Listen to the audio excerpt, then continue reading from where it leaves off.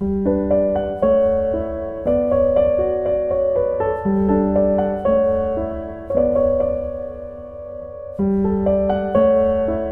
libro, una hora. Dirigido por Antonio Martínez Asensio. Acabamos de grabar La Caverna en uno de los episodios más emocionantes de Un libro, una hora. Y hemos contado con Pilar del Río, compañera, traductora de José Saramago y presidenta de la Fundación José Saramago.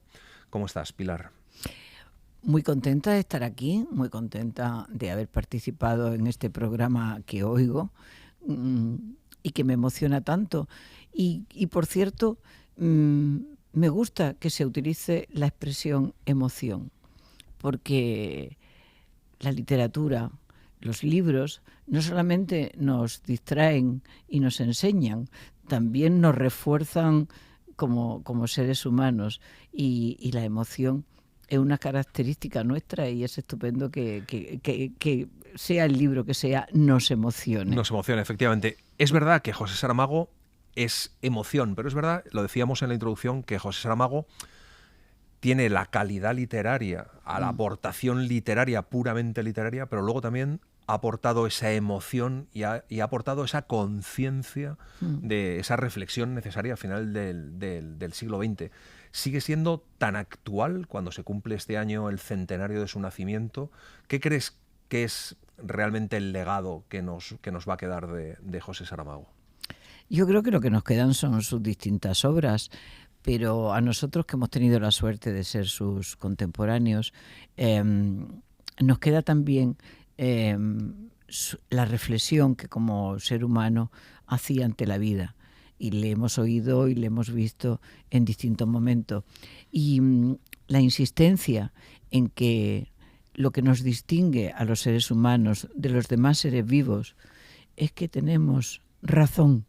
Y tenemos conciencia que tenemos razón para usarla, para crear arte, para resolver conflictos, para estar en la vida, y conciencia para dirigir los actos que hacemos. Yo creo que eso es importante para los que somos sus contemporáneos. Cuando pase el tiempo, probablemente esta voz moral quedará sola y exclusivamente en la obra, pero hoy nosotras también lo oímos en el paso del tiempo, en el día a día. Porque además es un autor absolutamente actual. Nosotros hemos hecho ya Ensayo sobre la ceguera. Ensayo sobre la ceguera podría ser un libro que habla de la pandemia y del confinamiento perfectamente. Ha reflexionado sobre las elecciones, que siempre en Ensayo sobre la lucidez. Hoy hemos escuchado La Caverna con esta ser como consumista nada más, o absorbido por el consumo, con el poder de los centros, y sobre todo con la imagen que nos quieren hacer ver, ¿no? La que nos quieren enseñar, que no puede estar más de actualidad, ¿no? Que en uno de los fragmentos que has elegido y que se pone, y que es tan cínico, ese personaje diciendo: es que no quieren ver la carga de espiritualidad que hay en el centro comercial. Bueno, es que parece una frase humorística que José Saramago pone ahí, porque no, es verdad, es que nos tratan todo el día, desde la mañana a la noche, hacernos ver lo bueno y lo salvífico que es para nosotros, seres humanos, pues el capital puro y duro, independientemente de la gente que se quede fuera. La gente que se quede fuera, si no es consumidor, pues mira, a saltar camiones, o sea, que también pasa en el libro. Es un poco como dice en el libro, efectivamente, el centro comercial lo que hace es a la gente que está perdida darle un poco su razón de ser. Al final, claro, nos están formando como consumidores. Claro, el papel que le atribuimos durante tanto tiempo a la universidad, y que de alguna manera también tuvieron, y en muchos casos lamentablemente tienen, las iglesias, pero la universalidad que la universidad proporcionaba, pues ahora se queda reducida a las marcas de distintos países que te llegan y en un centro. Las redes sociales, porque es verdad que José no llegó tampoco al momento tan absurdo actualmente con las redes sociales y con esa sobreinformación que nos desinforma, ¿no? Pero es verdad que hubiera sido un tema también muy de Saramago, ¿no? Esa desinformación de las redes sociales. Pero llegó a reflexionar sobre eso, ¿eh? Llegó a reflexionar sobre la necesidad del rigor y la necesidad que tenemos, y de ahí la declaración de deberes humanos, el deber que tenemos de informarnos, de no compartir informaciones falsas, de llegar al fondo, de no quedarnos en la superficie, de profundizar, de reclamar mejor educación, de asistir, y todo eso es porque si no íbamos a ser viento, o íbamos a ser sujetos tan frágiles que nos llevara a cualquier corriente, y entonces que pudiera pasar, y eso sí que no lo vio, pues lo que pasó en Estados Unidos el día de las elecciones, es decir, que sean capaces hasta de asaltar mascarados el Capitolio. Entonces, ¿por qué se hace esto? Es porque hay una convocatoria a través de redes sociales, pero a una persona formada, culta, con razón y con conciencia, a un ser humano consciente de serlo, no le convocan a que vayan al Parlamento a romper no sé qué cosa, porque no va, porque dice, esto es un disparate, señor mío, no me engañe. Absolutamente. La caverna, que es el libro que hemos contado hoy, fue un libro no del todo bien recibido, y sin embargo yo creo que es un libro que con el tiempo gana vigencia y que de alguna forma también en la situación actual está ganando presencia, ¿no? La gente reflexiona o está descubriendo o redescubriendo la caverna, que para mí, cuando nos planteamos hacernos un libro de Saramago en este año Saramago, a mí uno de los que más me había impresionado era la caverna. Porque eres un buen lector y por eso lo leíste bien. Pero mira, La caverna es el primer libro escrito después del Nobel, y claro, cuando una persona tiene mucho éxito, primero vienen los aplausos y los abrazos y las felicitaciones y las puertas esas que se abren sospechosamente porque de repente mucha gente quiere ser tu amigo. Pero también hay otras muchas personas que están con la escopeta cargada esperando. Y entonces, pues, es verdad que hubo una parte de la crítica que, sin entrar a criticar el libro, simplemente consideraron un asunto menor que se hablara de un alfarero. Cuando Saramago elige al alfarero porque supuestamente Dios, el día de la creación, construye como un alfarero a dos seres humanos y les da vida. Entonces, ni siquiera eso fue visto por alguna parte de la crítica. Entonces, era reflexionar sobre un humilde alfarero, claro que sí, sobre una clase, pero a partir de algo tan fuerte como que se está iniciando otro mundo, y que ese otro mundo no lo estamos viendo porque la proyección, las imágenes que se están dando son más fuertes que la realidad. Entonces, esa reflexión que intentó hacer José Saramago, yo creo que quedó un poco perdida entre pues las consecuencias de haber ganado el Nobel. Y a mí me parece que hay una reflexión muy potente al final, que parece una broma, ese cartel que coloca el centro comercial abriendo como un espectáculo la caverna de Platón, porque al final es la forma de banalizar algo tan tremendo como eso. Quiero decir, efectivamente es la caverna de Platón, efectivamente os estamos engañando, efectivamente estamos haciendo que veáis lo que nosotros queremos que veáis, pero os lo vamos a vender como un espectáculo, también esto, ¿no? Y entonces la caverna de Platón, que durante tanto tiempo hemos estudiado y que ha significado tanto, de repente se convierte en un parque de atracciones, en un lugar de negocio. Si me permite, me gustaría contarte una anécdota relacionada con la última frase de La caverna, y tiene que ver con un amigo nuestro que se llama Juan Cruz y que siempre pedía la última palabra de los libros que José Saramago estuvieran escribiendo para con esa última palabra inmediatamente hacer la noticia. Y resulta que José Saramago escribía y la traducción era simultánea. Unas horas después de que José Saramago hubiera terminado el libro en portugués, ya estaba la edición en castellano, en español. Entonces, pero a Juan Cruz le daría la última palabra antes de haber traducido las restantes. Y Y es que esto que voy a contar ahora es la única intervención que he tenido en la obra de José Saramago, por eso estoy muy orgullosa, porque es mi intervención.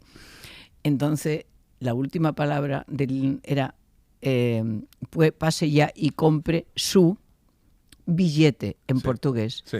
Y entonces le dije, ay José, qué fea es la palabra billete en español. Billete es lo que en portugués es nota. Ah, vale. Que significa otra cosa dinero, sí.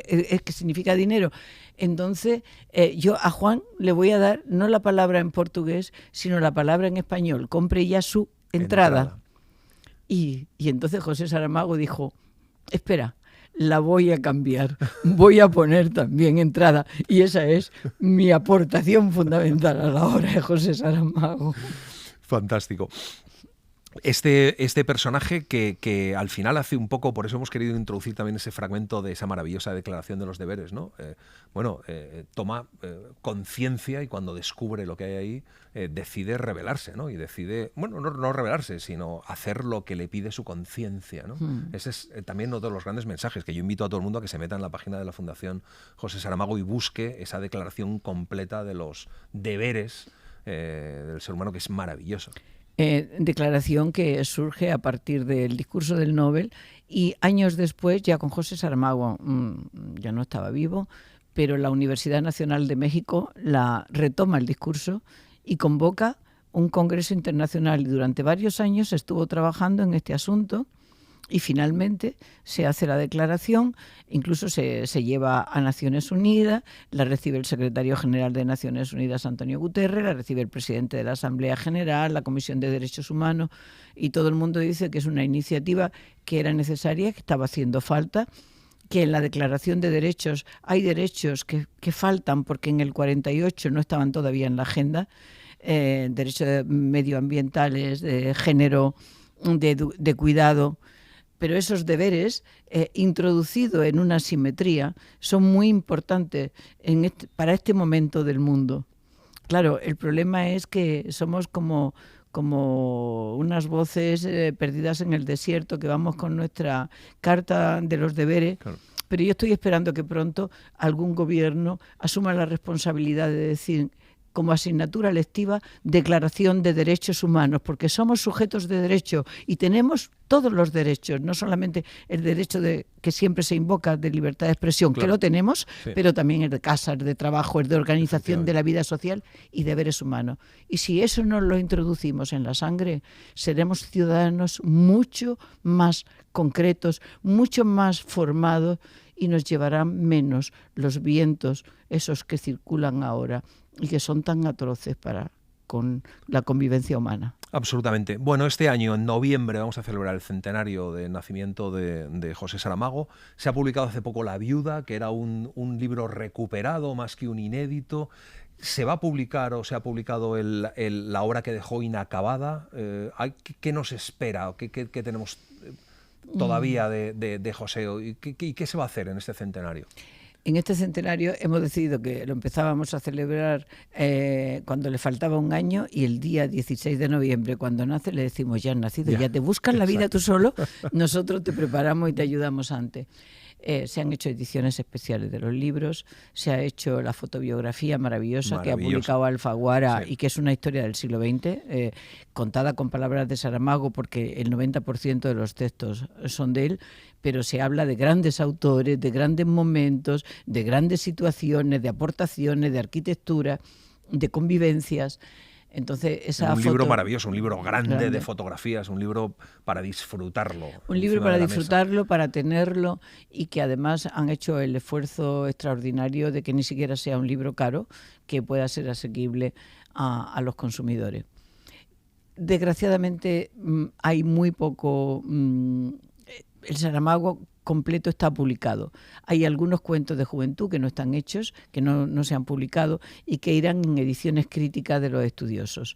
Pero la obra de José Saramago, ahora con La Viuda, inicialmente publicada con el nombre de Terra de Pecado, que José Saramago detestaba profundamente porque no, el amor no es pecado, claro. Pero la censura de la época era así como era, y ahora ya desde La Viuda a Alabardas, está la obra completa de José Saramago, están sus novelas el teatro y la poesía en qué haréis con este libro. Es decir, tenemos a Saramago completo para nuestro gozo. Luego haremos, perdona por lo que dices del centenario, pues habrá teatro, está viendo ya teatro, está viendo música, está viendo conciertos, están congresos, conferencias, proyecciones cinematográficas, está viendo muchas cosas y muchas actividades asumidas por la sociedad. Y eso es bonito porque demuestra que la sociedad está viva. Absolutamente. Y Alabardas, que es esa novela que quedó inacabada, que el argumento eran las armas, el tráfico de armas, no el tráfico de armas, sino la venta de armas, la fabricación y la venta de armas, que antes hablábamos de la actualidad. Bueno, es que más actual imposible. Fíjate que Saramago cuando estaba, ya sabía que se iba a morir, que le quedaba poco tiempo de vida y quiso resolver 2 conflictos. Escribió Caín, que puede ser una novela o un cuento filosófico, pero para acabar de resolver su situación con Dios que, bueno, que el primer pasaje de la Biblia pues es un fratricidio y en fin, y que manda a su hijo a salvar a la humanidad y que muera en la cruz siendo Dios y todopoderoso. O sea, hay cosas que para Saramago eran incomprensibles, que no lo hacen los padres normales. Y entonces ya, en una situación absolutamente lastimosa, se enfrentó al tema de las armas. Es decir, si se fabrican armas, hay que fabricar conflictos, porque nadie fabrica para no consumir.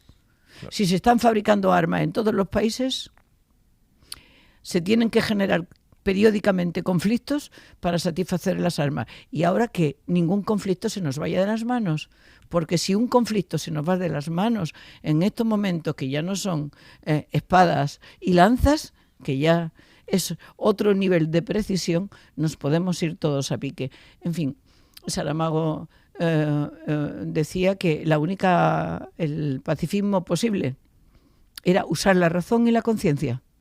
Y desde luego la reconversión inmediata de las fábricas de armas, que hay muchas cosas que construir para solucionar y favorecer la vida de los seres humanos. No le parecía ético. Había en la caverna, en algún momento el personaje va pasando y pasa por un sitio donde hay un laboratorio extraño, es un laboratorio de droga, y hay otra empresa allí muy grande, es una fábrica de armas. No, ni una ni otra les parecía que fueran de acuerdo con la condición humana. Una y otra le parecía que era para arrasar nuestra sensibilidad, sino arrasarnos como seres humanos. Lo decíamos, hay que leer a Saramago, siempre hay que leer a Saramago. Centenario, esta vez es su centenario, este año su centenario, con más razón todavía, pero hay que leer a Saramago.